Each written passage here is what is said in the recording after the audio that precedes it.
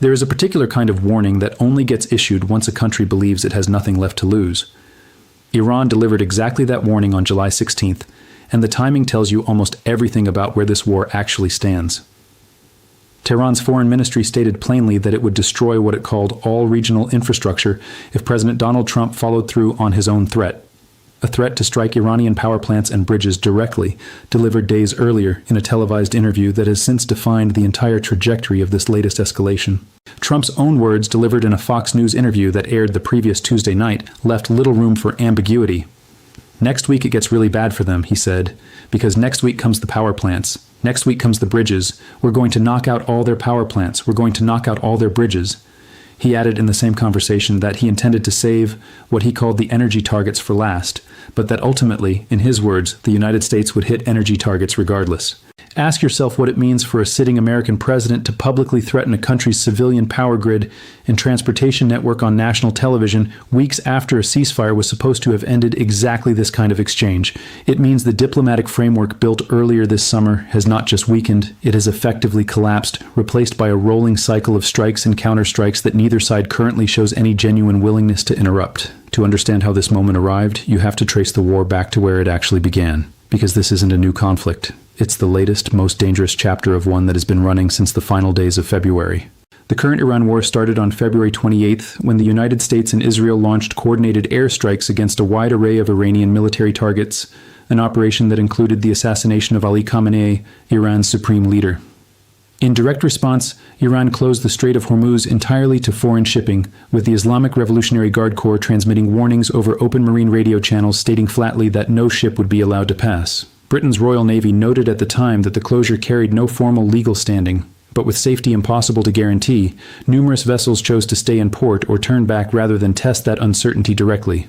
What followed was months of extraordinary volatility. Oil prices, which typically move in small, gradual increments, instead surged by roughly 50% within weeks, briefly touching levels not seen since the middle of 2022.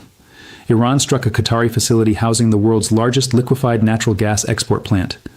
Saudi Arabia's largest oil refinery at Ras Tanura was forced to halt operations following a drone strike, and intercepted drones falling debris triggered a major fire at the UAE's Fujairah oil trading hub. At one point, dated Brent crude benchmarks spiked past $140 a barrel, a level not witnessed since 2008 in the depths of the global financial crisis. Eventually, after weeks of brutal exchanges, mediators succeeded in brokering something resembling a pause. A memorandum of understanding between Washington and Tehran took shape by mid-June, ending, at least on paper, the acute phase of open hostilities. During the ceasefire period, the U.S. had already demonstrated exactly how it intended to enforce pressure on Iranian shipping even without active combat. CENTCOM claims to have redirected 142 ships attempting to reach Iranian ports over a roughly 2-month period, disabling 9 vessels that refused to comply. But that ceasefire, negotiated over the course of roughly 2 full months of painstaking diplomacy, lasted barely 3 weeks before it began unraveling entirely.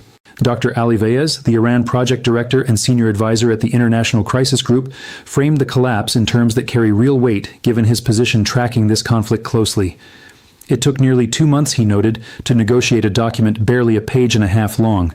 It took only 3 weeks for that same document to fall apart completely. If an understanding this minimal cannot hold, Vaez warned, there is no way to establish any kind of floor beneath these tensions, meaning the two countries are likely to cycle from one round of violence directly into the next, in what he explicitly described as the shape of a genuine forever war.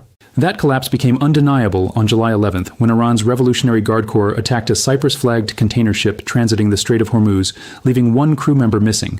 The IRGC claimed it had fired a warning shot at a vessel attempting to use what it called an unauthorized route through the waterway, and declared the strait closed once again, the same declaration it had made back in February, now repeated for a second time within the same war. U.S. Central Command responded immediately, launching strikes against roughly 140 separate Iranian military targets in what was already the 3rd round of American strikes that single week. Iran, in turn, launched what it termed retaliatory strikes against Prince Hassan Air Base in Jordan. The UAE reported responding to missile and drone threats of its own. Bahrain activated air raid sirens instructing residents to seek shelter. Qatar's Ministry of Defense confirmed it had intercepted an incoming missile attack targeting the country directly. Within the span of a single day, 4 separate Gulf nations found themselves under direct threat or active attack, a scale of regional spillover that should tell you everything about how far this conflict now extends beyond the two principal combatants. And this is only the opening chapter of what has become, over the following 5 days, one of the most intense and geographically expansive escalations of the entire war. One that has now reached the point where an American president is threatening a nation's power grid on live television, and that nation's foreign ministry is promising, in return, to burn down every piece of regional infrastructure it can reach. Once the ceasefire broke, the pace of this war accelerated with a speed that has left even experienced regional analysts struggling to keep pace with each day's developments. On July 13th, 2 days after the initial container ship attack, the cycle escalated further. Iran's military announced it had struck and disabled 2 vessels it described as rogue supertankers. This coming just hours after the United Arab Emirates confirmed that Iranian missiles had struck 2 of its own tankers inside Omani territorial waters. The UAE's state oil company, ADNOC, later confirmed that projectiles had hit 2 of its vessels during the Strait transit, killing 1 mariner and injuring several others. President Trump, addressing the growing crisis in an interview with conservative radio host Hugh Hewitt, offered a characteristically blunt preview of what was coming. "We're going to hit them very hard tonight, and we're going to hit them hard tomorrow," he said. Asked whether American or Israeli intelligence had located Iran's remaining military leadership and whether they could be targeted directly, Trump responded, "Yeah, I do, but we don't want to talk about that. But we certainly are watching." That same day, CENTCOM confirmed it had begun what it called the 3rd consecutive night of strikes against Iran, explicitly framing the operation's purpose in a public statement: to continue imposing what it described as a heavy cost on Iranian forces, while degrading their capacity to attack both civilian shipping and commercial vessels in the Strait. American officials confirmed the targets included Iranian coastal surveillance systems, along with drone and missile capabilities specifically tied to threatening maritime traffic.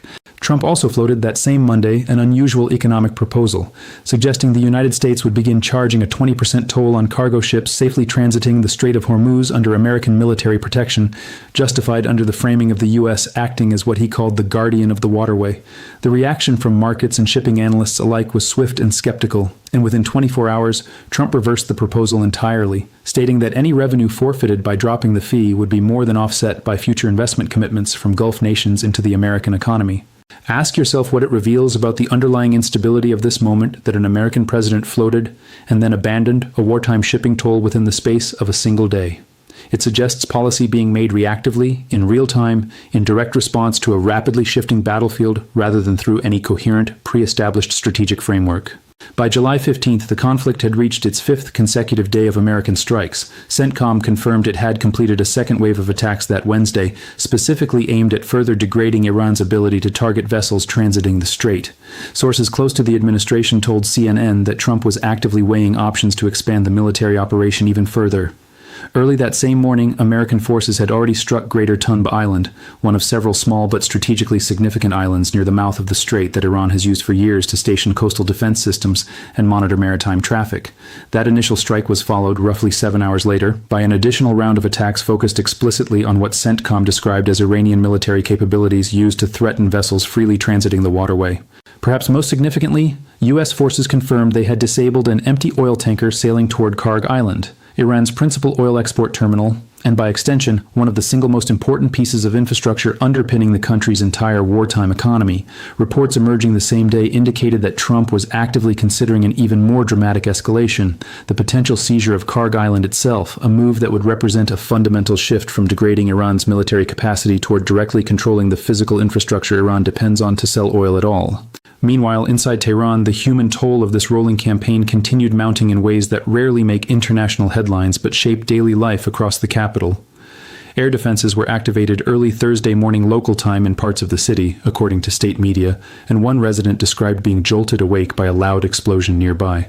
Iran's foreign ministry spokesperson, addressing reporters the day before, confirmed there were currently no plans whatsoever for renewed negotiations with Washington, a direct contradiction of Trump's own claim, made in a separate Fox Business interview, that Iranian officials had reached out wanting to meet and make a deal.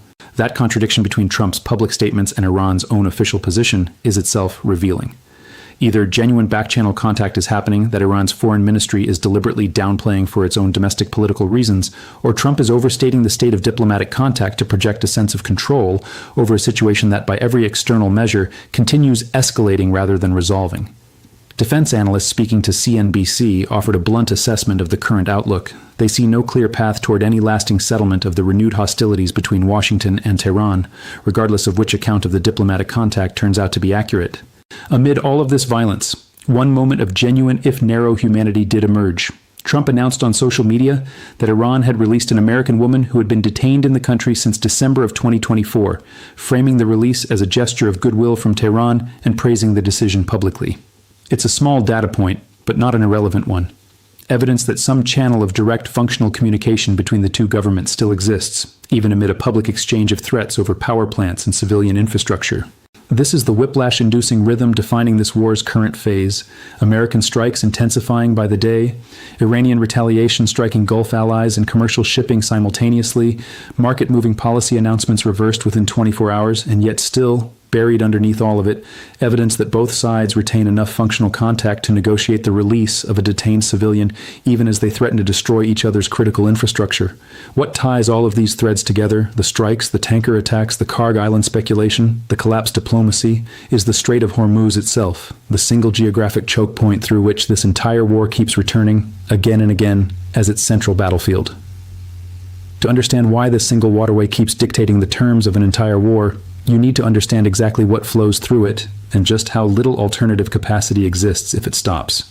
Roughly 1/5 of the entire world's oil typically passes through the Strait of Hormuz, a narrow channel separating Iran from the Arabian Peninsula, barely wide enough in its shipping lanes to comfortably accommodate the massive supertankers that rely on it daily. There is no meaningful substitute route capable of absorbing that volume if the strait becomes genuinely unusable. Alternative pipelines exist, but their combined capacity falls dramatically short of what actually transits Hormuz on an average day. The market's reaction to this war's renewed intensity over the past week illustrates that fragility with brutal clarity. When Trump announced the reinstatement of a naval blockade against Iranian shipping on July 12th, Brent crude futures surged 9.6% in a single session, closing at $83.30 a barrel, the international benchmark's best single-day performance since May of 2020 in the immediate aftermath of the pandemic's initial economic shock. West Texas Intermediate climbed a nearly identical 9.4% that same day. By July 14th, Brent had briefly touched $87 a barrel, a level not reached since the prior month. Analysts at ING noted, in commentary explaining the price action, that even though American officials kept insisting publicly that the Strait of Hormuz remained open, the growing risk of attack meant those reassurances offered shippers very little genuine comfort, a reality reflected directly in vessel tracking data, which showed crossings through the strait falling to what analysts described as barely a trickle. By July 16th, Brent had settled around $84.63, roughly flat on the day, but still up more than 21% compared to the same point the previous year, and up nearly 6.5% over just the past month. The overall trajectory tells its own story. Prices have already reversed roughly a third of the entire second quarter decline that followed the original Memorandum of Understanding, a decline that had, for a brief window earlier this summer, genuinely improved the global supply outlook. Ask yourself what it means for the entire structure of global energy pricing to hinge this heavily on the outcome of strikes against a handful of small islands near a single maritime choke point.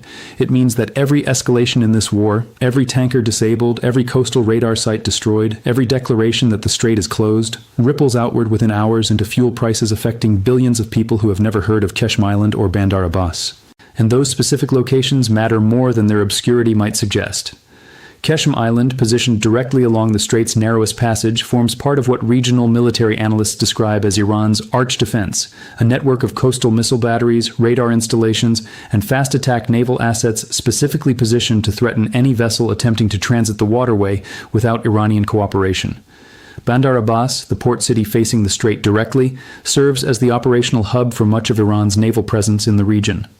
Greater Tunb Island, struck by American forces on July 15th, sits at a location CNN has previously described as strategically significant for exactly the same reason, a forward position from which Iran can threaten shipping lanes with comparatively simple, low-cost weapon systems. This is precisely why American strikes have increasingly focused on these specific islands and coastal positions, rather than deeper strikes into Iranian territory.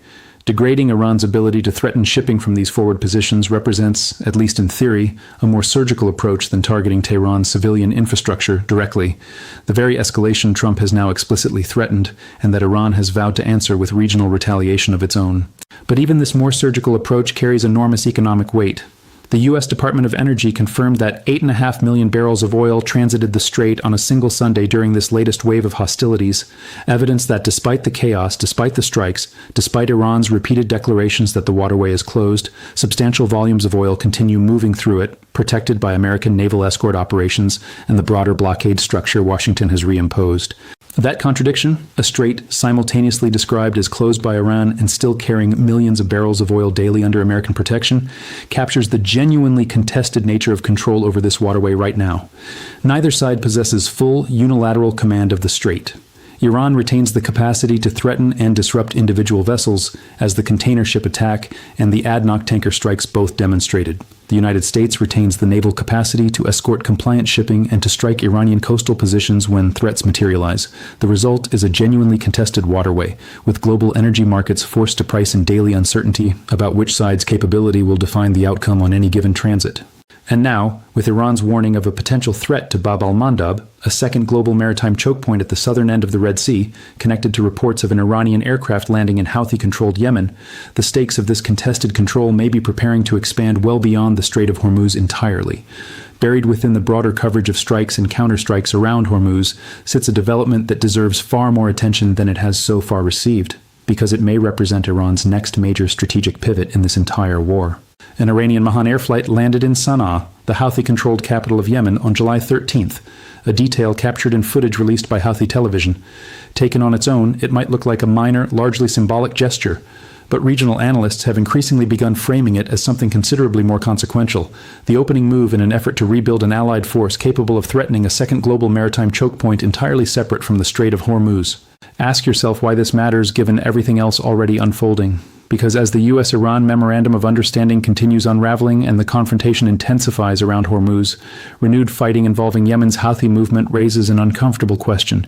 Is Tehran deliberately preparing a second source of maritime pressure at Bab al-Mandab, the narrow strait separating the Red Sea from the Gulf of Aden, through which a substantial share of shipping between Europe and Asia normally passes?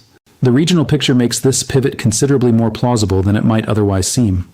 Hezbollah and Hamas, Iran's two most significant non-state allies for much of the past 2 decades, have both been severely degraded by sustained Israeli military operations over the preceding years. The Houthis, by sharp contrast, remain comparatively well-armed, deeply entrenched within Yemen's mountainous interior, and positioned directly astride one of the busiest shipping lanes on the planet. For an Iranian leadership looking for leverage points beyond its own immediate coastline, the Houthis represent one of the last remaining regional proxies still capable of projecting genuine maritime pressure. And the strategic logic here doesn't necessarily require Iran to fully succeed in rebuilding Houthi capabilities to a threatening level. Even a credible, visible threat to Bab al-Mandab, reinforced by exactly the kind of gesture an Iranian commercial flight landing in Sana'a represents, could unsettle global shipping routes, energy markets, and international supply chains on its own without a single additional missile being fired. If Tehran succeeds in making that threat credible, the mere possibility of a second front becomes a source of strategic pressure in its own right, forcing Western naval planners and energy markets to account for a second potential choke point disruption layered directly on top of the ongoing Hormuz crisis. This is precisely the kind of asymmetric pressure that has defined so much of Iran's approach throughout this entire war. Facing a conventional military disadvantage against American and Israeli forces directly, Tehran has consistently reached instead for pressure points that inflict disproportionate economic and psychological cost relative to the military resources required, attacking commercial shipping rather than naval combatants, threatening choke points rather than contesting open battlefields, and now, apparently, exploring whether a second maritime front can be opened at minimal direct cost through a proxy network that Israel's campaigns against Hezbollah and Hamas have left comparatively untouched. Layer this potential second front on top of everything already unfolding around Hormuz, and the broader strategic picture facing Western policymakers becomes considerably more complex than a single choke point crisis. It's one thing to concentrate naval assets, blockade enforcement, and diplomatic pressure around a single contested waterway. It's an entirely different logistical and strategic challenge to manage two simultaneous, geographically separated maritime pressure points, each capable of independently disrupting global shipping routes, each requiring its own dedicated naval presence and diplomatic engagement. Whether Iran actually possesses, or can rapidly rebuild, the kind of sustained Houthi capability that would make Bab al-Mandab a genuine second front remains a genuinely open question. The Houthis have previously demonstrated real capability to disrupt Red Sea shipping during earlier phases of regional tension, forcing major shipping companies to reroute vessels around the Cape of Good Hope at enormous additional cost and transit time.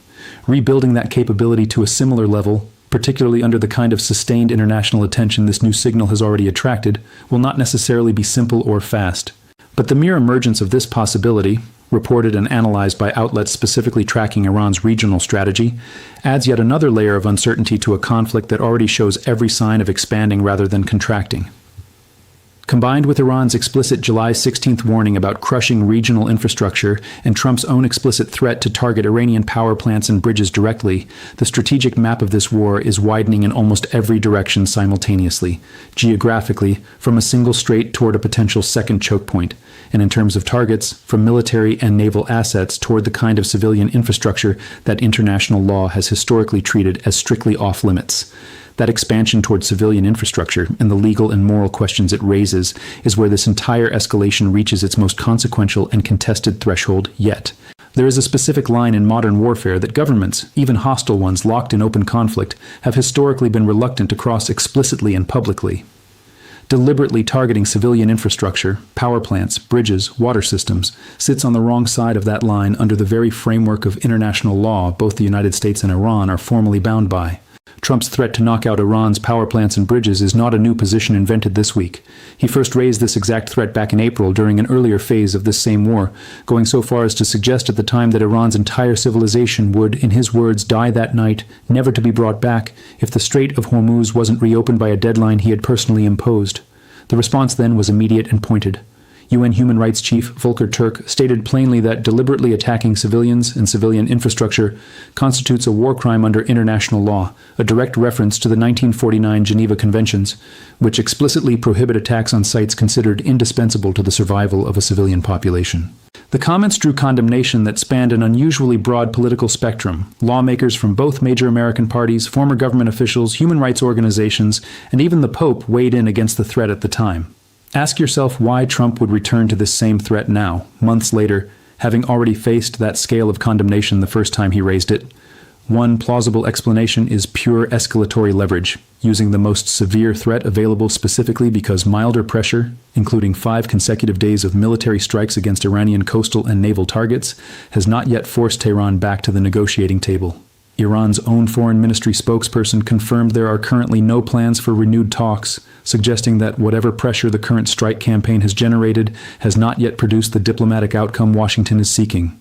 The Pentagon's own legal guidelines notably explicitly rule out targeting civilians and certain protected categories of personnel, guidelines that exist specifically because international humanitarian law constrains even wartime combatants from the kind of infrastructure attacks Trump has now threatened twice within the same conflict. The White House's official position maintains that the United States will always act within the confines of the law inside Iran.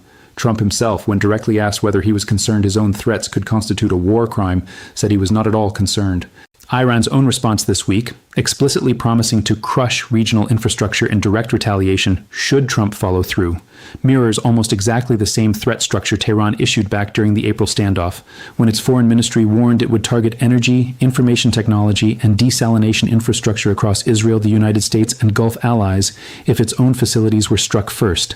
That earlier threat helped produce a temporary de-escalation. Trump paused planned strikes for 5 days, citing what he described as constructive diplomatic talks, and Brent crude promptly fell more than 10% in a single session as markets priced in reduced supply risk. Whether a similar pattern repeats this time remains genuinely uncertain, and there are real reasons to doubt it. The diplomatic framework that produced April's temporary de-escalation and June's more substantial memorandum of understanding has now failed twice within the same calendar year. Dr. Vaez's forever war framing captures precisely why each round of diplomacy has produced progressively shorter periods of calm before collapsing back into direct strikes, suggesting neither side has actually resolved the underlying strategic disagreement driving this conflict, only temporarily suppressed its most visible symptoms. And the stakes of a genuine infrastructure escalation, if it actually materializes this time rather than being deferred through last-minute diplomacy as it was in April, would be difficult to overstate.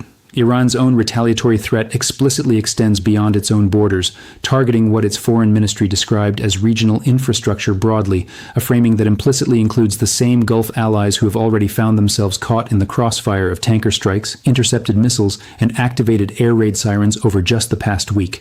Bahrain, Qatar, the UAE, and Jordan have each already experienced direct spillover from this conflict without a single deliberate infrastructure strike having yet occurred on either side. What happens to regional stability if that threshold threshold is actually crossed by either Washington or Tehran is a question neither side appears to have fully answered for itself yet. What's certain, as of this moment, is that both sides remain locked in a pattern that has now repeated itself twice within a single war, escalating rhetoric and military pressure, pushing right up to the edge of an explicitly prohibited category of attack, followed either by de-escalation through last-minute diplomacy, or by an actual crossing of that line whose consequences neither government can fully predict. Iran's July 16th warning makes clear which outcome Tehran believes is coming if Trump's stated timeline holds. Whether the coming days bring another retreat from that threshold, or the moment this war finally crosses into civilian infrastructure targeting on both sides, is the question that will define not just the Strait of Hormuz, but potentially the entire regional order surrounding it, for however long this now openly acknowledged forever war continues to run.